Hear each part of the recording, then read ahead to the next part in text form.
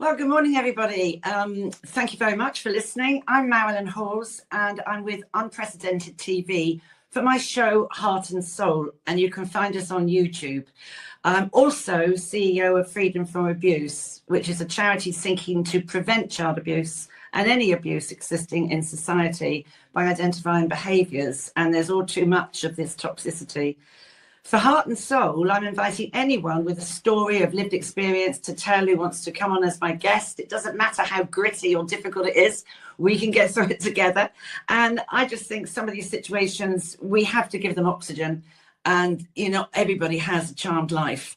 So if you have a situation you wish to discuss, please contact Unprecedented and come on my show. And yeah, I think it's really important that we kick the elephant out of the room. And so my lovely guest today is the lovely Jean Rochford, and we've known each other quite some time, and she has got a gritty story to tell. So here we go. Hello Jean, and welcome. Thank you. So let me just describe Jean at the moment. She's a very resilient, feisty lady, which she wasn't when I first met her. I'm hoping today, because Jean has tremendous resilience and strength, and I'm hoping today she's going to encourage anyone that is in a similar situation to her to find the strength and the hope to disclose. Now, let me just, we'll get into that in a minute, but let me just, Jean, can you remember how we met and when? I can't remember. Yeah, I can. And I think it was late 2016 I see you on the TV. That's 9 years ago. You were speaking up for Andy Woodward. Oh, yeah.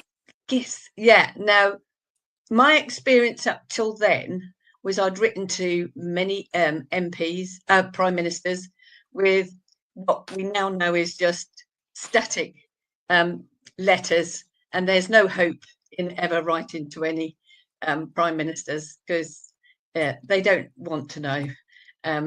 And by the looks of it, yeah, they're hiding it as well. So, and I just happened to walk through my living room and you were on the news, defending Andy Woodward, because Eric Bristow had, he called him names and said it's about time he manned up and all the same sort of rubbish that a lot of men get said to them. And you had obviously been brought on. And you stopped me in my tracks because I'd heard nobody speak about what happened to me in that manner. And after you finished, I took down your charity number and telephone number because it was out there. And I put it in my phone and I didn't use it for 2 weeks. I had to pluck up courage to use it for 2 weeks. And I wondered whether I should call you, which was the best way of getting hold of you without being rejected, because we just get rejected so many times. And that was the thought in my mind. And that's what took me a fortnight to actually contact you. And I decided that texting was the easiest for me to have a rejection. But you didn't reject me. You came straight back. I'll never forget that day, Jean. Actually, I now remember it. I was actually standing on the landing with a laundry basket by your phones. And let's just explain 1 minute about Andy Woodward. Andy Woodward, with a lot of other footballers, came out and disclosed their abuse by Barry Bennell when they were young footballers training with the academy. And I was furious, and I had been helping quite a lot of them, hadn't I? And I went on Piers Morgan's show. Oh my goodness, I'll never forget it. And that's right, Eric Bristow told them to man up, didn't he? That man up and stop whinging, get on with it or something. And then I was sat in the wings, and Piers Morgan said, "Well, what would you say to Marilyn Hawes?" And Marilyn Hawes said to him, "If you were near me now, I'd stick those darts where the sun don't shine." Do you remember? No, I didn't hear that bit, but I just heard that you were defending him. And it was just, I walked through my living room and you were on the news, and it just stopped me in my tracks. And when you've got kids, you don't necessarily take too much notice of the news, do you? You're busy. But it stopped me in my tracks, and it's the first time, and I don't know how, I was knocking on a bit then, probably in my 60s then. So to have gone all that time, Yeah, without hearing somebody positive sticking up for somebody who was a child when this happened. It wasn't their fault, and they weren't being judged. They were being supported and defended. Can I go ask you, Jean, if you're happy to do this? Can we go back into your childhood? Because for the listeners, Jean was sexually abused as a child by, was it one brother or two? Two siblings. Two siblings, which is not pleasant at all. So, Jean, if we can go back to your childhood, how many siblings did you have? I had 11 siblings, but one didn't survive childbirth. It was stillborn. But yes, so I ended up with 10 live siblings. And of that, one sister, three sisters, what was the mix? There was there was 7 girls and 3 boys that survived. The child that died was a boy. Wow, that's incredible. I mean, I can't imagine having that many brothers and sisters. I mean, and are they all alive now? Oh no, they're not. No, they're not quite. Yeah, there's 4 died. Oh, it's dreadful. And I know you were very close to your sister Viv, weren't you? Yes. And how old were you? Can you remember how old you were when you were first assaulted? I can't remember the exact date, but I know it was after 5 because we didn't move down to where I lived most of my life till after I was 5, between 5 and 6. But like a lot of, and I've listened to quite a few survivors, and we had those sort of ages, and we can't actually pinpoint. And it's because our brain, and now I know, our brain was not in a place to actually access that data. I can't access that data that well because my brain wasn't developed enough to actually file my memories in the way that you are after you've turned 7. And also, when you're 5 and 6, you just don't really understand what's going on, do you? No. You know, I mean, here she is. Which one are you here, my love? Which one are you? So I'm in the middle. And those 2 boys sexually abused those 3 girls. Oh my God! Oh, so 3 of the girls were abused. Yeah. Oh my word! And did you talk to each other about it as girls? No, because it wasn't.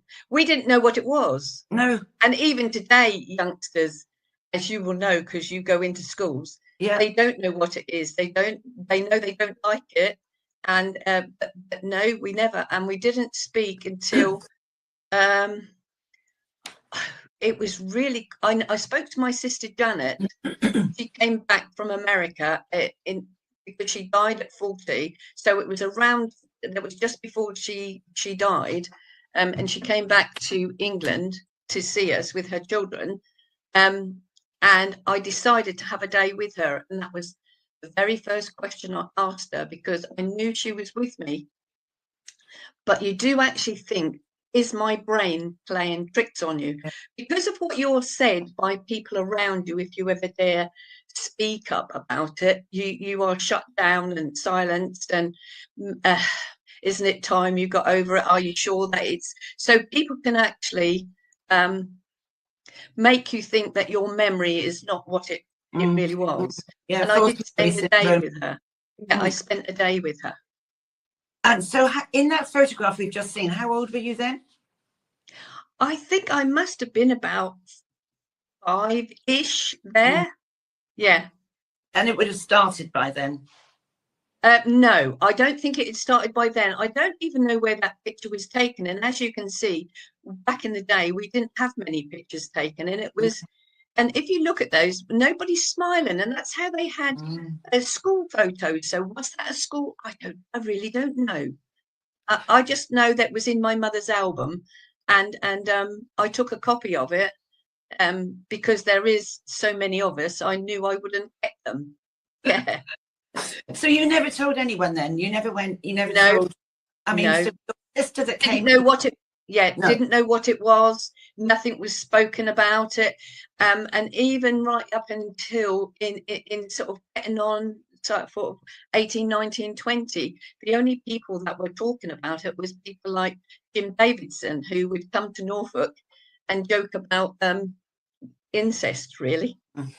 like they did in and people would laugh at it then. I I don't know. think they would so much now, but it was regarded as a joke, really. Mm. And Yeah, of they course. used to do that in Cornwall as well, I understand. Yeah. Well, I did go and see him once, and he was funny apart from telling those jokes. And I didn't find it funny, but then you get called a miserable cow. And because you haven't spoken about it, you haven't even faced it yourself, you end up laughing at yourself because you don't want to be found out. Well, you sort of find a coping mechanism, don't you, really? And Shut it because off. you don't want to give the game away, because if one little wrong comment and you only need somebody quite sharp to say, what was that you said? What did you mean? So Janet was 40 when she passed away, which is very sad. Yes. And your sister Viv passed away, didn't she, a year ago? Yes, a year ago.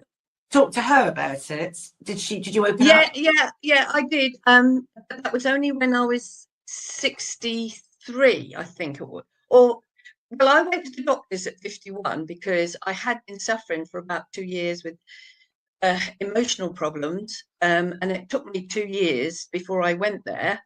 And my doctor told, because he knew me, we lived in the same village, and he knew me. His kids went to the same school as mine, went to the sports days with their kids, and I would be with my kids. So he knew me, but he was my GP. And when I went to him and asked him, because I didn't know why I was feeling like I was feeling, and I said to him, "Is it because I was sexually abused as a child by my brothers?" And he told me more or less that I'd got 2 successful sons, which I had. I was still married, which I was, and to go away and get on with it. But I still had enough strength to know that if it was, I needed to see a counsellor, and because I am very fear-based, I carry fear really easy, and I'm trying to suss people out whether they can be trusted.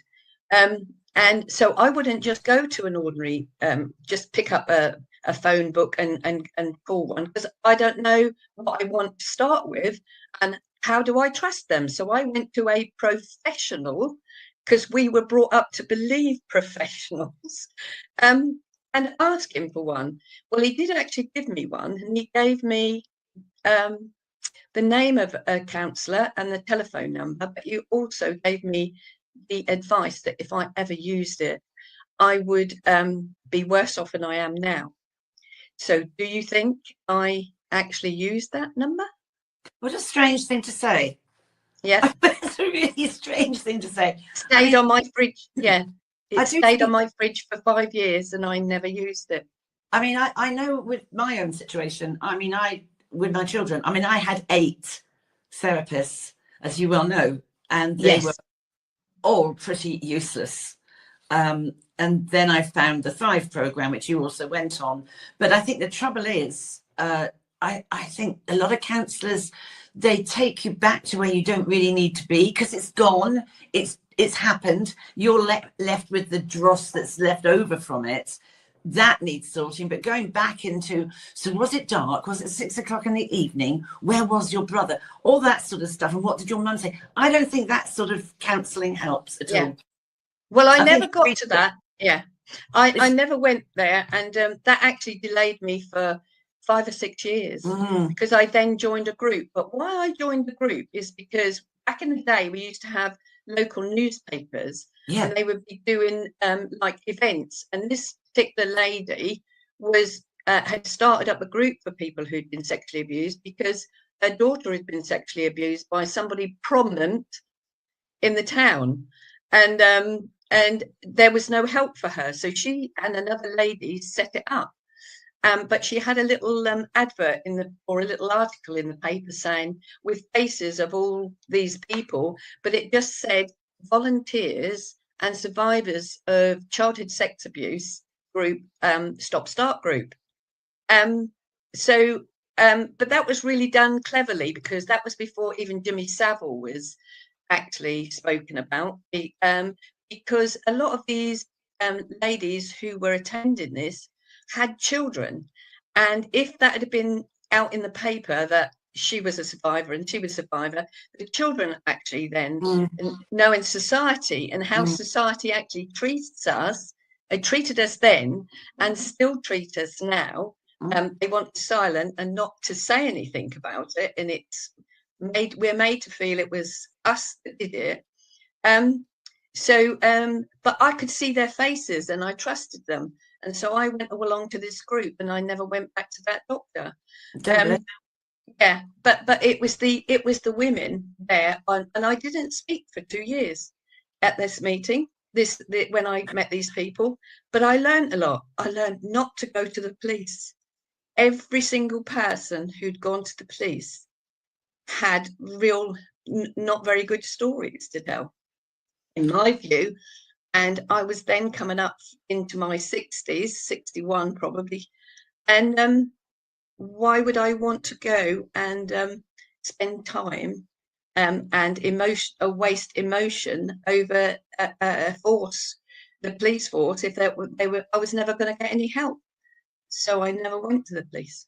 I think it's difficult for them in one sense, but I mean, it also could be laziness in some senses. I mean, you didn't know about your sisters, so there's just little you.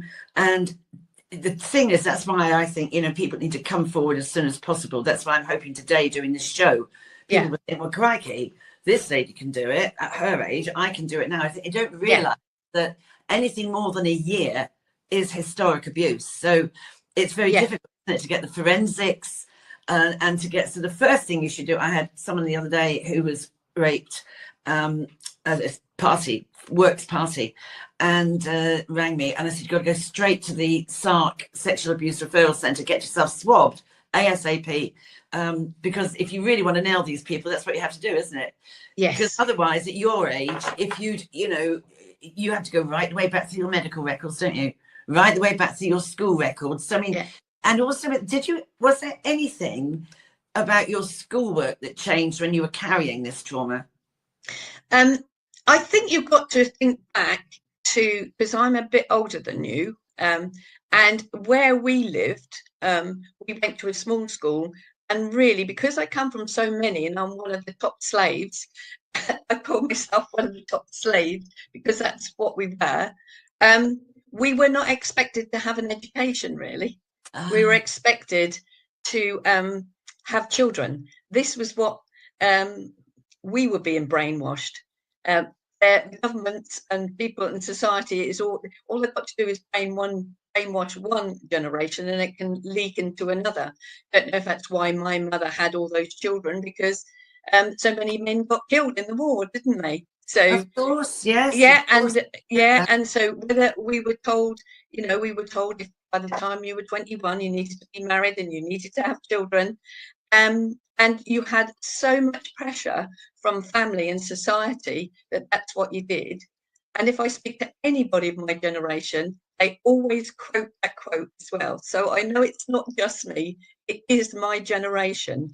I think it is, because so we weren't really regarded as very much. And also, when you come from a big family, especially in where I lived, it was regarded as something, oh, don't bother with them type of thing. And that judgment was made by teachers. I know that. If you had a brother that was what they regarded as a bad boy, you would get tarred with the same brush all the way down. And that often happens today. It did happen in my day. Well, Jane, I've seen it in schools. I have actually seen it in schools. And some of the language in a staff room, and I'm going in there as a guest speaker, and the way they actually do sort of talk about children is actually disgraceful. And I went into a school not so long ago, about a year ago, and I was talking with what they termed as the difficult children. Well, they're not difficult. Something's happened to them. So I was talking to them, and I said, so who wouldn't you tell? And they were the teachers, because when we go past the pastoral care room, we hear them talking about us. No, that shouldn't happen. And I mean, and that was only a year ago, and it's horrible. It's so toxic. I mean, so did you ever want to sue your brothers, like take them to court? Well, again, you see, I was then 63, 64. And when I joined that group, there was a charity that had just started up, and it was really good, run by a really good person, and who started it up in a really good way. And you had a year's counselling.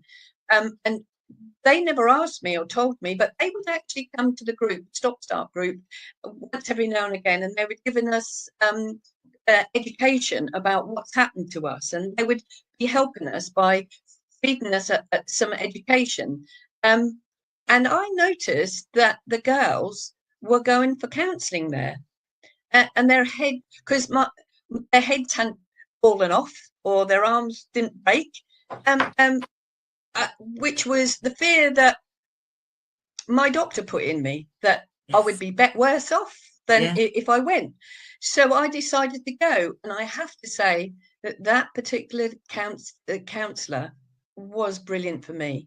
She didn't ask me all those dark questions like that, but she educated me about inner child and stuff like that. And she got me to look at a lot of things visually, and I started to gradually learn.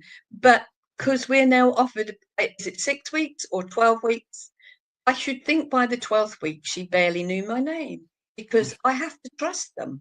But funny enough, I always think with therapy as well, that when you're going through, I mean, 12 weeks is actually, you've hardly scratched the surface, have you really? Because the trauma in your brain blocks some of the memory until the brain considers you're in a safe place.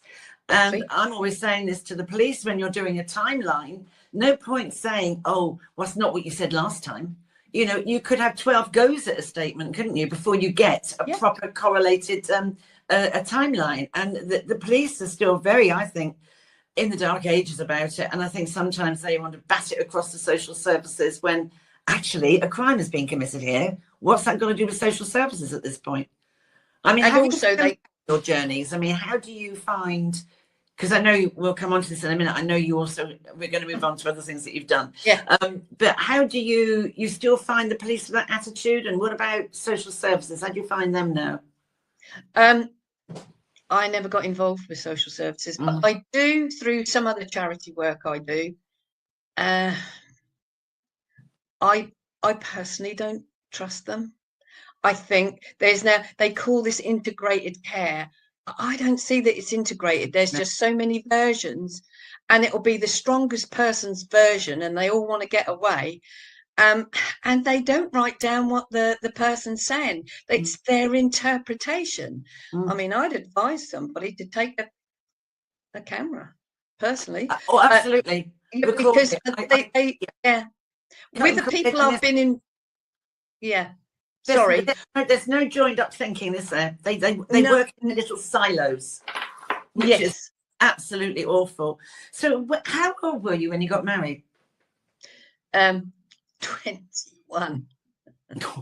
which is really, I'm a child, isn't it? So this was the indoctrination. This is the indoctrination that the government did in that day. They're doing different this time, but this is what they did in my day. And so you were frightened if you didn't get married by the time you was 21, you'd be left on the shelf.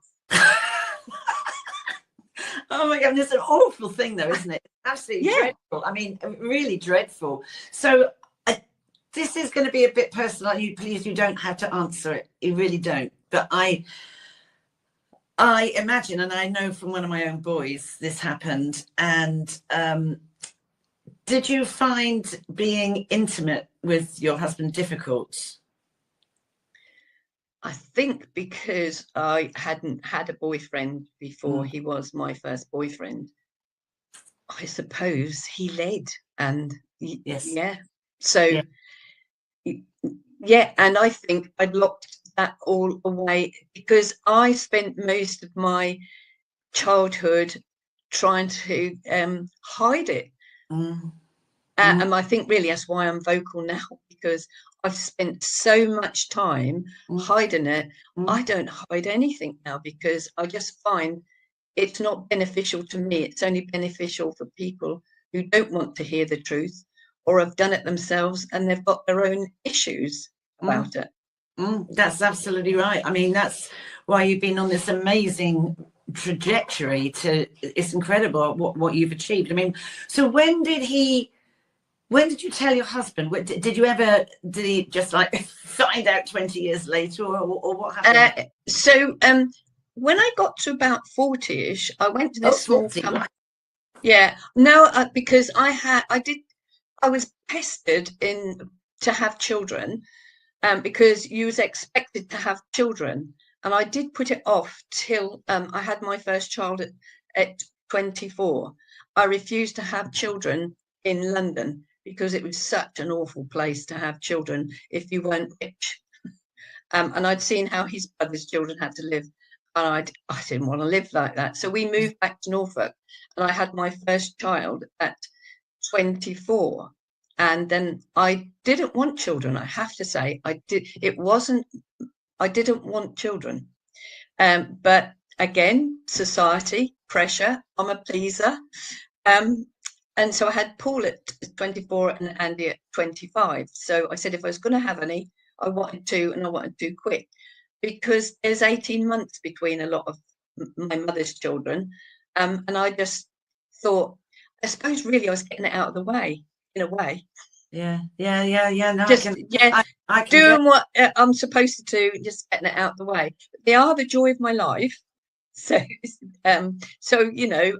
it was something I didn't want, but I was pressured into having it. And I don't feel I should feel guilty about saying that, because I have met a lot of women, and I've done some research with King's College, and they were finding now the generation, because one of the maternity people did research for a PhD and found that the next generation of women were choosing not to have children. And I have to say, the young people in my group who have disclosed, they're choosing not to have children. Is that, do you think, because the world is in such a mess, or is it directly a result of your abuse? Because, as we all know, there's no actual dignity when you're giving birth, and you've got all these doctors and men sort of putting their hands everywhere. Would that be a reason you didn't want them, or you didn't want to have anyone that might be like what you'd gone through or suffer like you have? I think it's the responsibility of keeping them safe. Because then you're keyed in. I was put in charge of keeping my sisters and brothers safe, so yes. I was already keyed into that. Besides my own sex abuse, which you are heightened to a different level, because your brain is now instinctively is aware of men.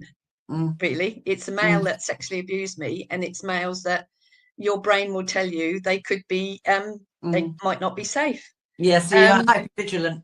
Yeah, I was hypervigilant. Yeah.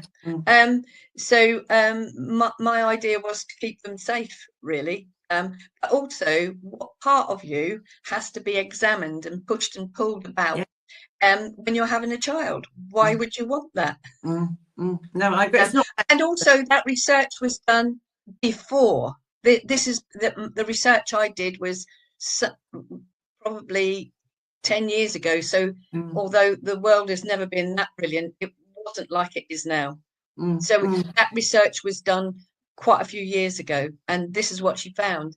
Yeah. And that's come to pass, hasn't it, really? I mean, so having been abused by two boys, you had two boys, did that send you like a rabbit up the hill?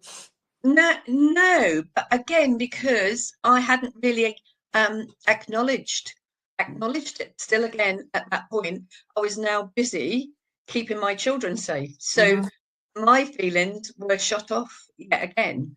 And I did have a young lady in my garden about 5 years ago, 4 or 5 years ago, and she knew I had two sons, and she said, I want to ask you a question. So I said, go on then. She said, I want to have a child. She said, but I don't want to have a boy. Because her brother had sexually abused her. Yeah. Yeah, it's funny, isn't it? Was it the sins of the fathers are meted on, that sort of attitude? But I mean, it Yeah, really does screw your mind up, doesn't it? yeah, Really, it yeah. really does. I mean, you can't. I mean, your childhood is gone. You can't think all those childish things and those things like that. I mean, so did you ever let anyone babysit? No, No. Yeah. no. Mm. You don't. Yeah. No. There's a lot of people. A lot No, of people and I work that's with. what I mean. It's quite exhausting, and I did send Paul to an innovation club, and he did go round this guy's house to make the Houses of Parliament because they were going to burn it on bonfire night or what, firework night or something like that. And I actually went back to him a bit later and asked him because the innovation club was good for him because he's dyslexic, and this guy was helping him with his confidence, really.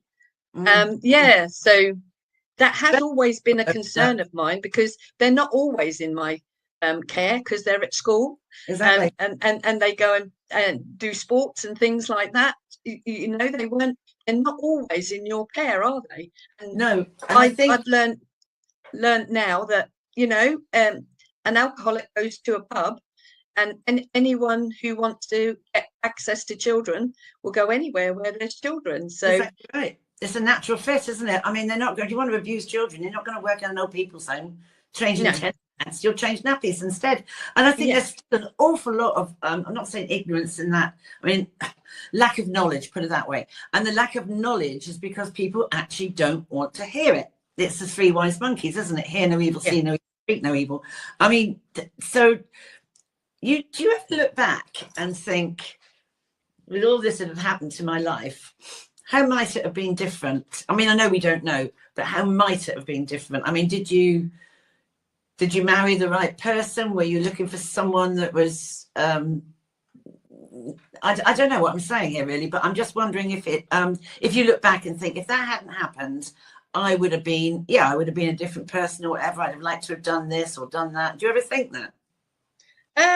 Not really, because you can't change it. You can't But change it. I certainly would have been a different person. But having all this happen to me, probably a bit like you in a way, has given me the strength. But that has only come because I have had help. Yeah. And you were the first person to heal, but then you know what it feels like for somebody to take notes of you and get you, and then you know what you're looking for in another person, and you know when they're trying to silence you. Oh, yeah. And it's actually all a growing process, really, a healing process. Oh, it is. Because yeah, A lot of people want to gaslight, don't they? When they don't really want to hear what once you drop that bomb in their life, like, well, this happened to me. I always say to people, and this is something you've absolutely done, that if somebody discloses to you, you're in for the long haul.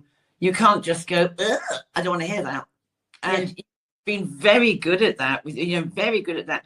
Did you think that now you know your sisters, do you know how their impact of all this was? Yeah, we all married a similar sort of guy, really. Oh, really? Yeah, which were dominant. Again, back in the day, a lot of the fathers came home from war, Yes. and a lot of the fathers, a lot of the fathers' fathers rather, came home from war, didn't they? And domestic abuse has been around for years, but it's not been talked about like childhood sex abuse. And so, yeah, they're all very dominant, and I think that generation of men were a bit like that in a way that They he did. did what he was told to do. Yeah, let's think about my dad. I mean, he did all the finances. He did this. There were sort of set paths for them, weren't they? Dad did this, Mum Yeah, did that. But then I yeah, think, to some extent, I think it's gone bonkers. I think there's too much women's lib now, that men have been emasculated, really, that they don't know where they belong in society, which is another whole yeah, conversation. But let's fast forward to you. When I first met you, yeah. it was up in Norfolk, wasn't it? Yes. And That wasn't the first time, because no, the that's first not the time first time. No, but the first time was when you met the mayor. That's right. That's right. So this is your, if we can have that graphic in a minute again, please. Oh, yes, there we go. These are all things that Jean has done. So when I first met you, you were like, you were so closed, you know, your body was closed. You were sort of like, you really looked like a little dormouse. I'm not being rude, but no, you did. You're correct. And then you got into this, and 6 months later I met you again. I walked past you because you had like blossomed, and like, wow, look at the change. You had your hair done, you were wearing makeup, and you just looked like you'd grown 6 inches. It was extraordinary. And then you began working with me, setting up a whole string of events, didn't you? Which takes some doing, because you've never had to pick up the phone like that before. So what was the first one we did? I can't remember. Well, the first thing we did was in Tesco's. They had a community centre back in the day, and you steered me. I had to bring up all these schools, and you never got no. And you were really good, because you'd say, well, so and so, one of your other volunteers had found a way in through like this or like that or like that. So you was always giving me options of what I could do. You never told me what to do, but you was always giving me options that you'd found out some of your other volunteers that actually found a way into schools, because you can't find a way into schools very easy.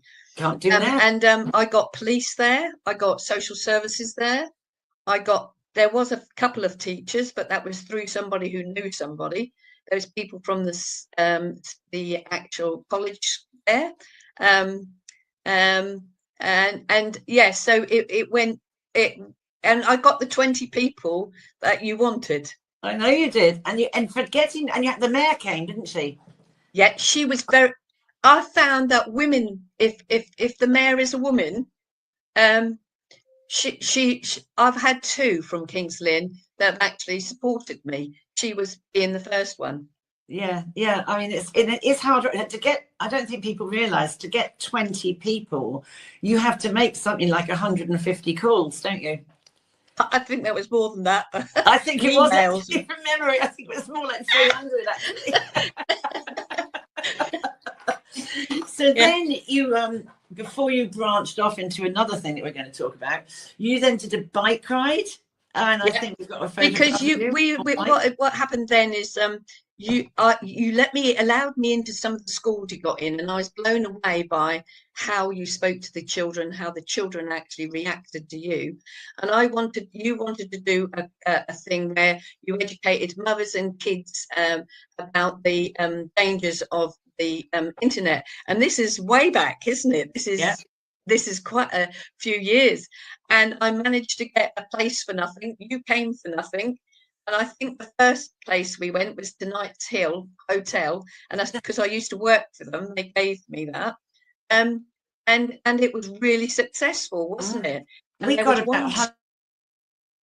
Oh, she's dropped out.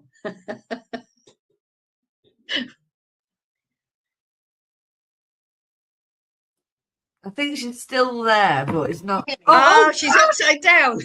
Oh, sorry. No, I know. So, no, it wasn't me. A phone call came through that I had muted. It drives me mad. So carry on, so we can carry on. Yeah. So I think we got a bike picture, by the way. I can't see a bike. There was one of her on a bike. Anyway, I'll find it. Put it on after. Oh, I'll put it on later. Okay. So you did this bike ride, and I can remember at the time, wherever we went, we had a problem, didn't we, with having a projector. Yes. And the screen, and we were always scrabbling around trying to say, anybody got a screen? Anyone got a projector? So it was quite a huge amount of money you raised. Yes, 1,400. That's right. That's right. Incredible. Yes. Absolutely incredible. So, I mean, you have been on, I think you have really made it your mission, not just to help other people, but you've been on the massive, huge learning curve yourself. And like me, you like the word heal. I don't like the word recover. I think recover makes you feel under pressure, whereas we can all heal, you know. And I really do feel like that. So that heal one, and you have healed. I've seen you heal. I've seen you heal and grow and blossom right in front of me. And you are my best project. But you then... you were then part of the Truth Project, weren't you? Which was part of, anyone who doesn't know it, ICSA, the Independent Inquiry for Child Sexual Abuse. And could you speak about the Truth Project? Right. So I was struggling, and my son rang me up, my youngest son, because I did actually tell my sons when they were 16 or 17 never about consent to a woman, and I was castigated by Alan about that, saying that I will damage them. So I actually thought I would damage them because I'm not a male. And I was struggling, and Andy rang me and told me about the Truth Project. And I rang them up to see it, and they said the police will be involved, because once you disclose, that was really more strict. If somebody disclosed, you had to tell the cops. And so I said, no, I'm not doing it. I wouldn't do it because I had to go to the police. But I've been doing some other events where I used to take your freedom from abuse stuff, and I met this guy who's one of my portraits as well, and we went to Great Yarmouth. And he was given a talk, and this lady see freedom from abuse, and she waited 10 minutes to come and speak to me, and we hugged for 10 minutes. Oh. And it's because she'd met somebody who'd been sexually abused, and there I was standing there with your stuff, and she knew that she could come and talk to me. And we met in Norwich a bit later, and she said that's what she was going to do. And I said, oh, I was going to do that, but I don't know, you've got to go to the cops. I'm not going to the cops. And she sort of persuaded, because she was a lot younger than me, and I was thinking, well, why is it that she dare go and I daren't? So I went ahead and did it, and you could have done it via different ways, but I went to London to do it. So and I did have to speak to the cops, but it had slightly changed there. They rang up, but you didn't only had to say, I mean, I've got a number that they gave me, but I didn't have to do anything about it. It was my choice that, but it just the cops scared me, and so that was the reason I wouldn't do it in the first place. So, just explain the purpose of the Truth Project was. So the purpose of it started off within homes, children's homes, and then it went into churches, so places where there was children attended, and a lot of it was children's homes. But then it started to develop whether you were sexually abused when you was in your own home, and so they extended it. It got extended to quite a lot of things. But it started off with like children's homes. And the people that attended were pretty much your age, weren't they, and older? Oh, we never see one another. I tell you what, that was the first place that I went to that actually treated me in the right way. They always checked up on me. They always advised me. They never bullied me or pushed me in any direction. They asked me where I wanted to sit. They told me everything was my choice, and it just felt really, really comfortable.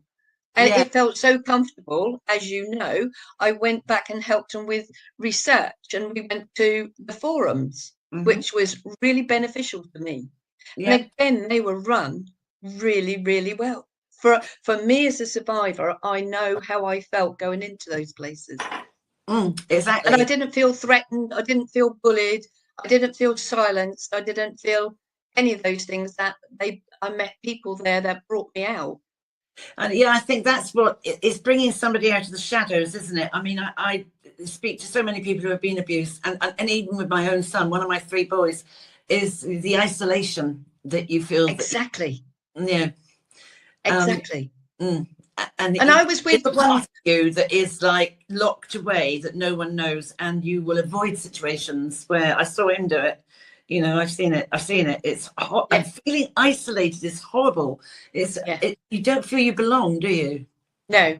I call that, if somebody makes me feel isolated, that's alarmed aloneness, which takes me straight back to where I was when I was being sexually abused, because I was too young to know what was happening, and I was on my own, and that's where I stayed. It's a horrible place to be. It is. I mean, I always think, when people say, oh, being alone is not the same as being lonely. I mean, I can remember before I got divorced, there were sort of 6 people in the room, with my 4 kids, but I felt lonely. I felt lonely because nobody really sort of understood. Now we're moving on a bit now. But, oh yes, Jean, come on, drop me in it. Tell us about because I came to you with one meeting, didn't I? Well, yeah. So I was invited to the forum, and I just thought it was such a good place, and I could have a companion. That's how they treated you. You could have a companion. But the first one I went to, I went on my own, and I thought, why waste this? And I knew Tina, and I knew you, and I think he came as well. I knew these people that were helping people who'd been sexually abused. Why waste this rich environment? And so I invited you to come, and it was quite a heavy day. But you were involved quite a lot, weren't they? They didn't actually exclude you. You were my companion, but we had to speak first. You couldn't say anything till the survivors had said their bit, and we came out and we went into the nearest pub, didn't we? We had one glass of wine, which was rather large, actually, wasn't it? And then we had another one. Then we had another. And we went down we got on the tube, and we see the same places twice, didn't we? we were going round and round the circle line. Do you remember? You said, we passed this once before. We were so blooded. Honestly, I'm not safe to be with. I'm really not. I'm very bad influence, Jean. But then I can't remember when this happened as well. But then you had this like epiphany, didn't you? You suddenly like had this like a brainchild, as I say, sort of Damascus experience thing, and you decided. And I don't know how you came up with the idea of doing these things with photos. So 2018, I broke my arm, and the last event the last event we had is where I got a session for you in the fire station with that police inspector. That's right. And I managed to carry that on, even though I got a broken arm. And so that was 2018, and this started in 2019. And I tried to contact men's groups, but they never. So I wanted to get some money to go into the forum. Well, no, it went just to get money to saying we could actually have a place to meet up if we could find a place to meet up. So my daughter from another mother, I said to her, should we go to this women's network meeting? And that's where we went. And I was 70 then, and I was telling them what I'd been doing, all the stuff that I'd done. And I said, and I'm 70 this year, and I've written to Cock. And what I was going to do is, because they end up fair, don't they? Or it's not like starkers, but then I was going to announce that I was sexually abused as a child, and that doesn't define me. And the lady to my right, I said to her after I'd finished talking, what do you do? And she said, I'm a photographer. So I said, oh, you'd be handy. I said, I'm trying to get a conference set up to have Marilyn Hawes come to Norfolk. I said, but the papers don't come no more now. You have to have photos, and you have to have you have to have photos and write your own story before they'll put it in the newspaper. So she said, I'd rather take a photo of you and my daughter from another mother. And she said, have you got any other survivors? And because I was standing up mainly in Norwich, because nothing really happens in the West Norfolk. And there's no places to stand up and speak up, asking, why is it we get no help from the NHS? Because I believed we should at that time. I no longer believe that now, but that is what I believed. And every time I stood up and spoke out, I'd have all these people. I mean, and it was Serena's network, and you came and spoke at one of Serena's dues, didn't you? Mm-hmm. Yeah. Mm-hmm. And that's how that started. And then because I get in contact with all these people, some said they'd have their photos taken, and some didn't. And it was Mary Doggett. That's Mary Doggett who took all those photos. She dragged me into so many places. We went to the BNI, and I had to stand up and say my story, hoping to get some help. And the guy who was he designed my flyers for me. Because just tell us about how you came up with the name, because we started with the photographs and Mary's got some fantastic photos she took, and then the people whose photo it was made a little script about their abuse, didn't they? So that they were able to write their stories. So she took all their photos and they were allowed to write however they wanted to write their stories. So that's how that all started off, and it was called No More. That's what we started off with, No More. And then the forum, who's the comms department, when they did the blurb, they said no more silence, because I was speaking to them, and somebody said to me, well, why don't you just call yourselves No More Silence? Absolutely. And that's how that actually come about, that we don't want any more silence about it. And you have a beautiful logo as well, don't you? It's good. I think my producer's got it. It's a beautiful logo. It's really lovely. I like sort of the use of flowers. And then we went, I remember coming to the first one you did at the forum. There it is. There you go. Yeah. Isn't that gorgeous? I think it's lovely as well that you've got like that little yellow bit, that sort of petal that just sort of is dropping off there, like, you know, it's very, I think it's quite emotive, that actually, because it could be a teardrop, it could be that you're shedding the past, it could be anything really, couldn't it? It's quite lovely. I told the graphic designer, I was talking to one of my other survivors, and I said, well, I feel like I'm a gold chain. I said, and you know how they can break? And I said, and it's broken, and somebody's fixed it, but it's not gone back in a correct round. She said, I think like that as well. She said, but mine is a daisy chain. And when I told him that, that's my friend, my survivor. She was making it. I think it's a lovely logo. I really do. And I love that, because I think that when we went to where the photograph came up earlier of us together, you managed to get Maggie Oliver to speak, didn't you? Now, Maggie Oliver from the Maggie Oliver Foundation, she's always all over GB News and all this, that, and the other, and she was extraordinary to get hold of her. And all those people were in the forum, weren't they, having coffee, because there was a cafe next door, and there was Maggie Oliver booming on about child sexual exploitation and the rape gangs and all of that. People were nearly choking on their coffee. I had actually met her in Norwich. She came to Norwich, so that was before she would have come to Ardu, but something was happening on the media front, I think, to do with the girl who's who she worked with, the three girls, one of the three girls. Sammy Woodhouse, wasn't it? Sammy, she was going, there was this big thing coming out in morning, and she had to travel from Manchester to us, and she said she couldn't do that, but she'd do a Zoom. So that was really kind of her. That's right. So lots of people come up and speak to you. Out of interest, what would you say the mix is of men to women coming to talk to you, or is it about the same?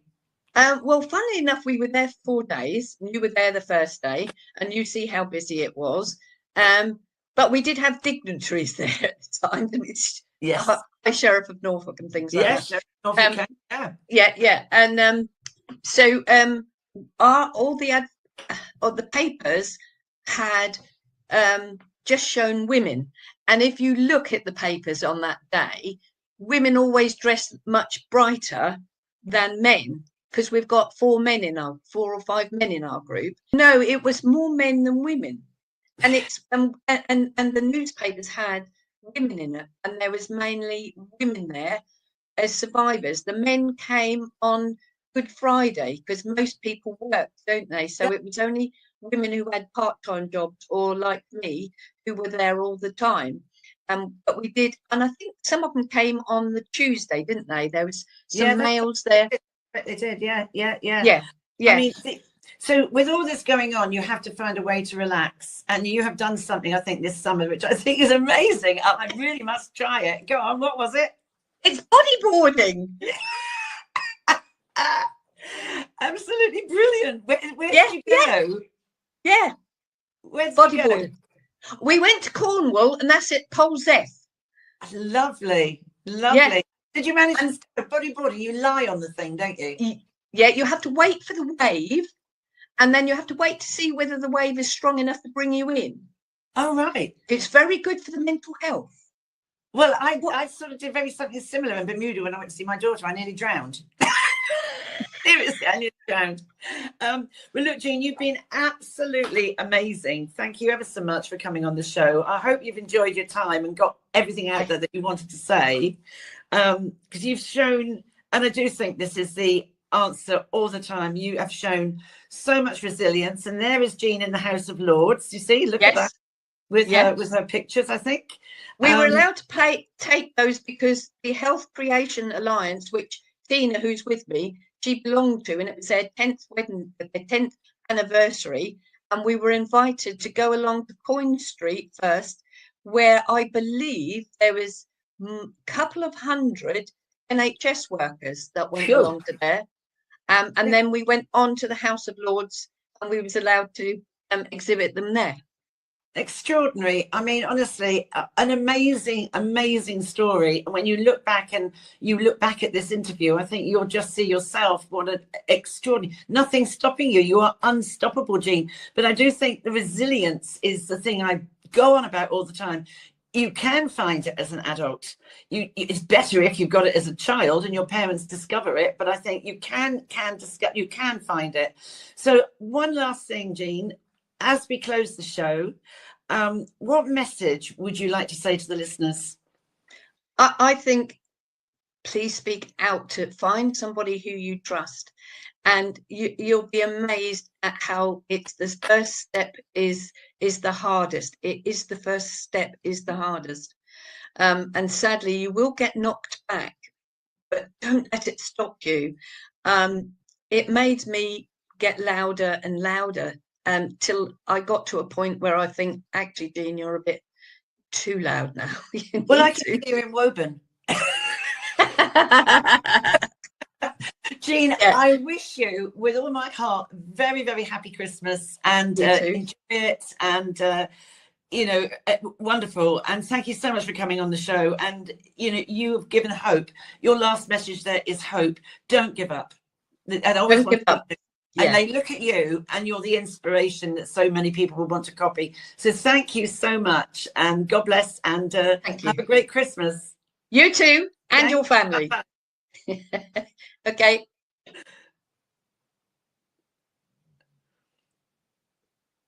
So we end there now with the voice of hope coming out of, I would say, the phoenix has risen out of the ashes. As I say, when I saw Jean at the very start, she was honestly like a little dormouse, and there is no stopping her now. And she is absolutely amazing, and very, very approachable, very relatable. So as I say, if you are in this situation, please, or you know somebody else that has, there is hope, there is help. Please follow Jean's example. And anyone that's listened, have a wonderful Christmas, and we'll see you in the new year. Thank you very much. This is Marilyn Hawes with Unprecedented TV on my show, Heart and Soul. Thank you. Have a good time.